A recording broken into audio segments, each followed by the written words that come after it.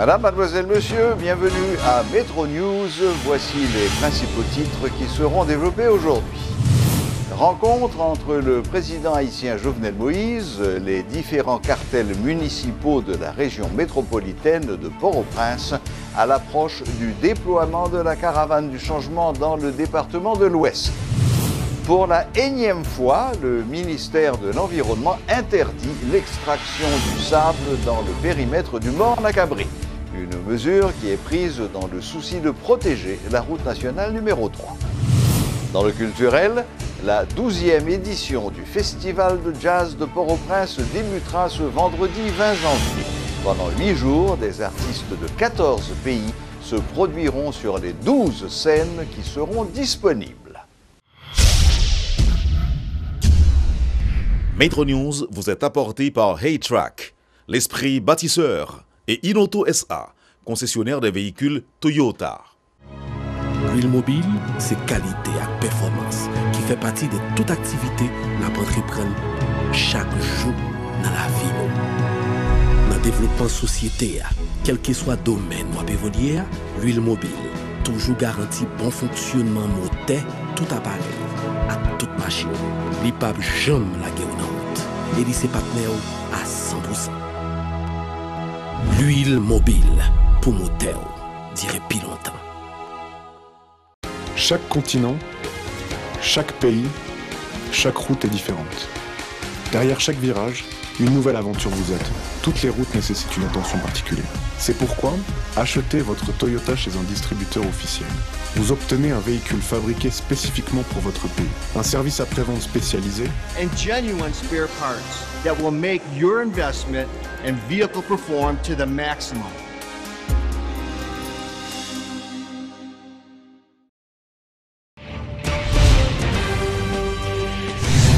Le président haïtien Jovenel Moïse a tenu rencontre le lundi 15 janvier au Palais National avec les différents cartels municipaux de la région métropolitaine de Port-au-Prince à l'approche du déploiement de la caravane du changement dans le département de l'Ouest.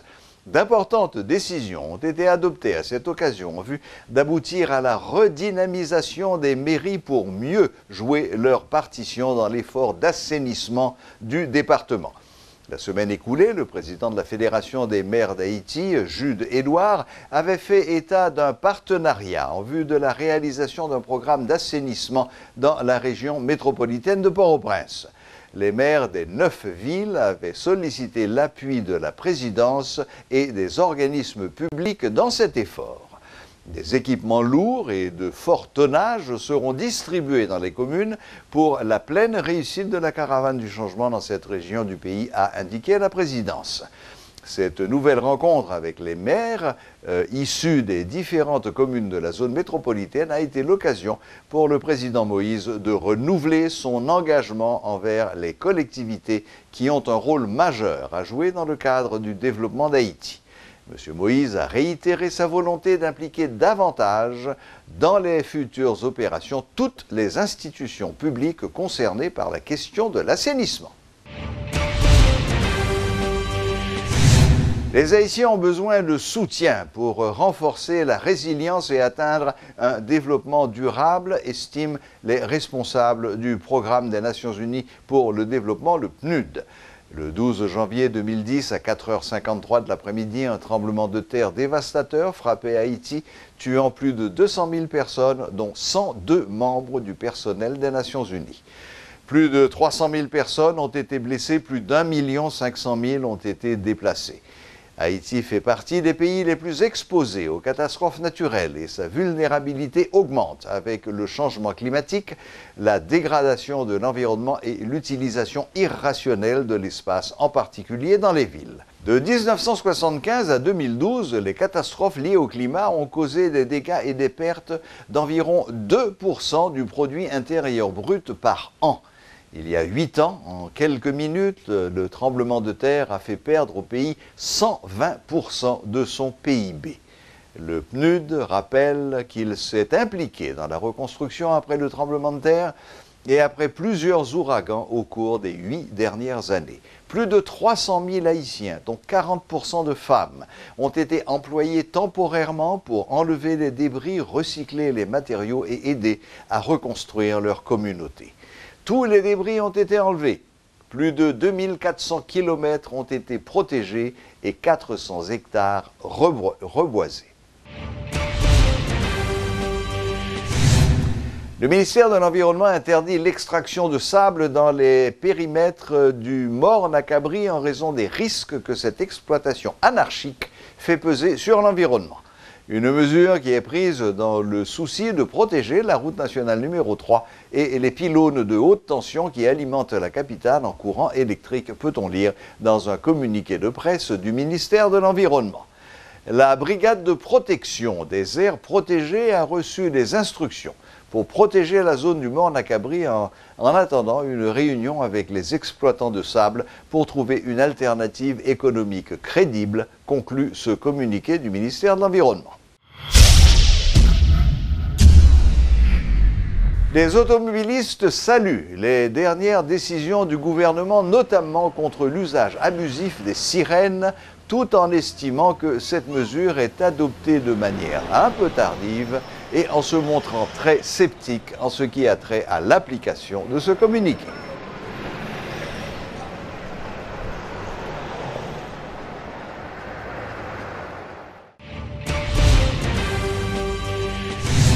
Le syndicat du personnel du ministère de l'Éducation nationale dénonce les conditions dans lesquelles l'annexe de cette institution travaille. Harcèlement sexuel, mauvaise gestion des ressources de l'institution, tels sont les actes qui ont été déplorés par le secrétaire exécutif de cette structure, Jacqueline Lirismont. Il réclame dans le même temps la satisfaction pour les revendications des syndicalistes. On a dénoncé tout comportement d'une série d'employés qui ont même amusé et à rançonner des particuliers qui viennent des services en deux ministères. En plus, fois, service là, c'est des services qui ne sont pas payés et ils ont même amusé soutirer en pile propre dans les particuliers ça, même qui ne sont pas conscients des problèmes, qui ne connaissent pas problème et qui ne connaissent s'ils ne sont pas supposés payer pour service ça. Donc, c'est un bagage que nous dénonçons. De l'autre côté, on a dénoncé harcèlement sexuel qui a fait à deux niveaux. Un niveau, c'est sous-employé par supérieur hiérarchique qui ont même pour mettre des avantages et en retour, il y a pas de pour sortir. Et l'autre niveau, c'est sous-particuliers eux-mêmes qui viennent demander service en deux ministères et que il n'y a pas qu'on ait qui processus pour faire pour tel ou tel service, il y a des employés qui amusent pour abuser et particulier ça. Donc, nous demandons que ce soit employé ou bien en particulier qui est victime de actes malhonnêtes pour porter plainte dans le bureau syndical et dans la justice de façon pour décision capable de prendre compte et auteur ça. Par ailleurs, le ministre de l'Éducation nationale, Pierre-Josué Agénor-Cadet, affirme ne pas être imbu des actes de harcèlement dont certains demandeurs de services sont victimes par des employés. Cependant, nul n'est au-dessus de la loi, a-t-il ajouté. La Brana a cessé l'été dernier d'approvisionner la Société des alcools du Québec, ce qui a occasionné la disparition de la bière Prestige sur le marché de la belle province canadienne. Une situation qui surprend au sein de la diaspora haïtienne locale, car les ventes de la bière nationale étaient en nette augmentation depuis son introduction sur le marché montréalais en 2009. En réaction, Régine Labrousse, responsable des relations publiques de la Brasserie nationale, explique que cette restriction est liée à des restructurations au sein de la Brana qui vont durer 1 an. Temporairement, la Prestige, exportée vers l'Amérique du Nord, où le marché est en pleine expansion, sera brassée aux Pays-Bas, révèle Régine Labrousse, qui promet par ailleurs qu'il n'y aura pas de pénurie de la bière nationale à l'occasion du carnaval. La 12e édition du Festival de jazz de Port-au-Prince se déroulera du 20 au 27 janvier. Des artistes de 14 pays se produiront sur 12 scènes différentes à travers la capitale avec un grand final au bord de la mer au Royal Décaméron. Cette année, le Brésil est le pays à l'honneur. Suivez les explications de Milena Sandler-Widmayer de la Fondation Haïti Jazz et Jao et Gino, conseiller culturel de l'ambassade du Brésil. Ça commence déjà ce samedi sur la scène Prestige, l'ouverture du festival ce samedi 20 janvier au Caribé Hotel, et on va démarrer les festivités pendant 8 jours. Au niveau des pays, nous avons l'Allemagne, donc le Brésil, le Canada, le Chili, l'Espagne, les États-Unis d'Amérique, la France, le Mexique, la Suisse et la Belgique. Donc 12 pays. On a aussi le Cuba qui est représenté non à travers une ambassade mais à travers un musicien qui s'appelle Felipe Lamoglia. Et puis le Cameroun également. Donc on a 14 plus Haïti, 15 finalement interprétations du jazz différentes. On a en scène donc l'ouverture scène Prestige au Caribé Hotel samedi. Dimanche, scène Air Caraïbes, toujours au Caribé Hotel. La différence avec les années précédentes est que nous ne serons pas malheureusement au parc historique de la canne à sucre. C'est un lieu qu'on adore, mais pour que les gens se déplacent jusque-là, c'est un peu compliqué. Donc on n'y sera pas, mais on est très bien au Caribé également. Du lundi au jeudi, nous sommes sur la scène Barbancourt, à l'université Quisqueya. C'est une scène gratuite.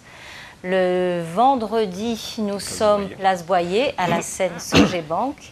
Et pour la touche différente cette année, nous clôturons scène Prestige au Royal Decameron, donc les pieds dans l'eau, sur la plage, avec Norman Brown, Bito Vaoba et Michael Brun.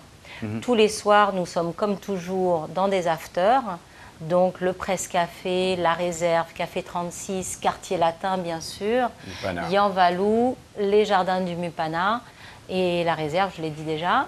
Et chaque matin, nous avons les ateliers également.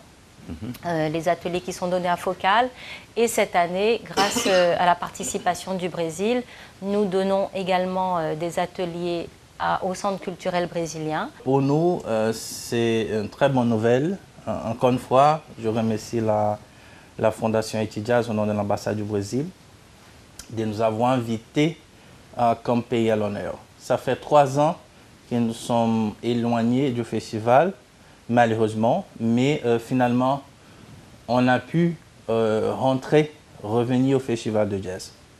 Et pour moi, c'est une belle rentrée, parce qu'en plus, nous sommes le pays à l'honneur. Nous allons vous apporter un très bon spectacle d'une chanteuse qui s'appelle Leila Pinheiro. Et c'est une diva de la bossa nova. Elle a déjà 38 ans de carrière. Elle a débuté dans les années 1980. Donc c'est quelqu'un qui a chanté avec Tom Jobim, Vinicius de Moraes, tous ces grands-pères de la bossa nova. Donc c'est vraiment une diva de la bossa nova.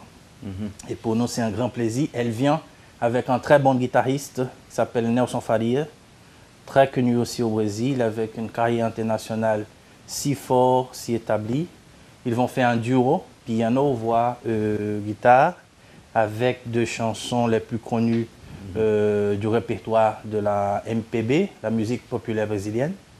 Donc nous sommes très fiers, très contents, et j'espère que ça va être une soirée inolvidable pour tout le monde. Voilà, la boucle est bouclée. Merci de votre fidélité et à la prochaine, même heure, même chaîne.